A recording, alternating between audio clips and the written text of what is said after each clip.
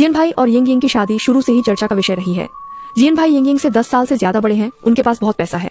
Ying Ying जवान और खूबसूरत है, लेकिन उसे हमेशा ऐसे कपड़े पहनना पसंद है जो बहुत ज्यादा खुले हों और बार में घूमना।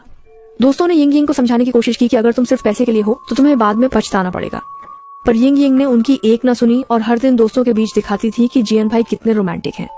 वह कहती है वह मुझसे प्यार करता है, मैं उसके प्रस्ताव को मना नहीं कर सकती। केवल यिंग यिंग ही जानती थी कि उसने जियन भाई से शादी सिर्फ उसके पैसे के लिए की थी। शादी के 3 महीने भी नहीं बीते थे कि वह अकेलेपन को बर्दाश्त नहीं कर पाई।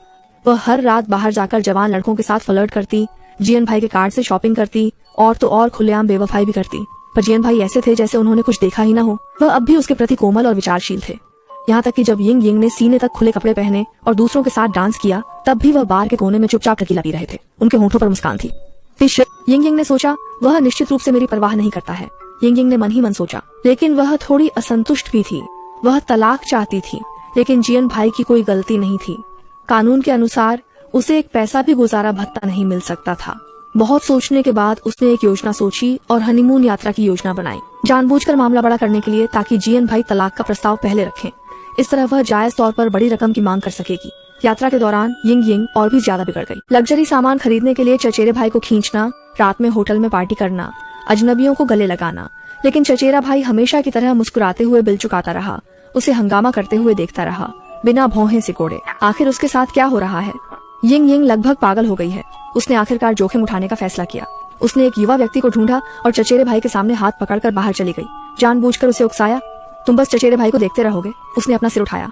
उसकी आंखें एक तालाब की तरह शांत थीं। उसने कुछ नहीं कहा। यिंग यिंग का दिल अचानक घबरा गया। उसने बेवजह शर्मिंदगी महसूस की। क्या चचेरा भाई परवाह नहीं करता था, बल्कि हमेशा उसके लौटने का इंतजार कर रहा था? वह उसकी मनमानी को सहन करता है। उसकी बेवफाई को माफ कर दो। क्या वह सच में उससे प्यार करता है? मैं गलत थी। यिंग यिंग अचानक होश में आ गई। उसने इसे एक शरारत के रूप में मानने का सोचा। उस आदमी के साथ होटल जाने का नाटक किया और फिर चचेरे भाई के आने का इंतजार किया ताकि वह उससे माफी मांग सके। अच्छी तरह से रहो। उसने आदमी का हाथ पकड़ा और बार से तेजी से बाहर निकल गई। उसने पीछे चचेरे भाई के चेहरे के भाव नहीं देखे। जैसे ही यिंग यिंग निकली, चचेरे भाई ने बारटेंडर को बुलाया। उसकी आवाज गहरी थी। वह अभी उसके साथ गया था। क्या वह आदमी निश्चित रूप से उन लोगों में से था? वे शहर के सबसे क्रूर अंग तस्करी गिरोह हैं, जो युवा लड़कियों को निशाना बनाते हैं। पहले उन्हें नशीला पदार्थ देते हैं, फिर अंग निकाल लेते हैं। वे सफाई से काम करते हैं, कोई सबूत नहीं छोड़ते। जियांगे ने शराब का प्याला उठाया और एक घूंट में पी लिया। उसकी आंखों में कोई नरमी नहीं थी। मुझे पता था। बार के बाहर यिंग यिंग अभी भी सोच रही थी कि जियांगे से कैसे माफी मांगे। उसने अपने आसपास के आदमी के होठों पर उस अजीब मुस्कान पर बिल्कुल ध्यान नहीं दिया। उसे लगा कि उसे आखिरकार सच्चा प्यार मिल गया है, लेकिन वह नहीं जानती थी कि उसका तथाकथित वापसी जियांगे द्वारा पहले से बिछाए गए जाल में गिरना था। उसने कभी भी उसके विश्वासघात की परवाह नहीं की, क्योंकि शुरू से ही उसने उसे जीवित छोड़ने का इरादा नहीं किया था। इस यात्रा से